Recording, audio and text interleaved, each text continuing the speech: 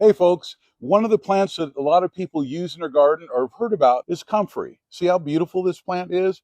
It's a great plant that puts out a beautiful bloom, and it works pretty well in the shade here in Texas, and it's very forgiving when it comes to heat. It just doesn't like the direct sun. Comfrey is also known as the knitting plant. If you happen to break a bone, you can put a poultice on it or put some salve on it with comfrey in it, and it helps your bones to heal faster. I've used it on sprains, and it's helped that to heal faster as well. It's a bioaccumulator of trace minerals, and so you can use it in your garden to feed the other plants. If you're a permaculturist or if you've ever taken a permaculture class, that's the favorite plants of permaculture is comfrey. What you do with it is you take it and you can cut up the leaves, you put it in a bucket and fill it full of water and let it set for a couple weeks. Then you pour that water onto, it's kind of funky at the time because it gives anaerobic, where you pour that on your plants and it helps to feed the goodness of the trace minerals and the various other nutrients to the plant that the comfrey is giving up. The other thing you can do is propagate. And we keep a lot of comfrey plants here in the barn for that purpose, so people can have their own food without having to go buy things for trace minerals. Even though I do have them, I'd prefer you get it with the plant.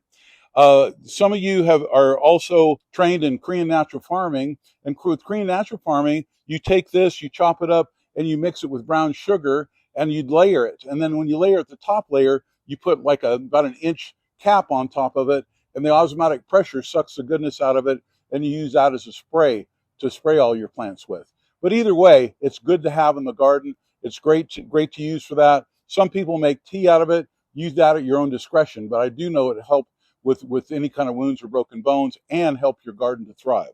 But what we've done, we took some cuttings off of this plant. This is one of our mama plants here, and we have these cuttings that we've put inside pots to propagate. Now what we're going to do is separate the plants. And so I'm going to show you how to separate plants, hopefully.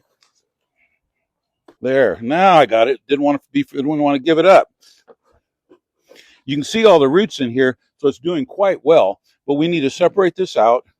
Then I'm going to take this plant with the roots in it, put it in here, which I already have some dirt in here, pack the soil in, and the soil's moist. You want to go wet to wet, moist to moist, whenever transplanting, because it's less of a shock for the plants. Pack it in deeply, and then water it more thoroughly.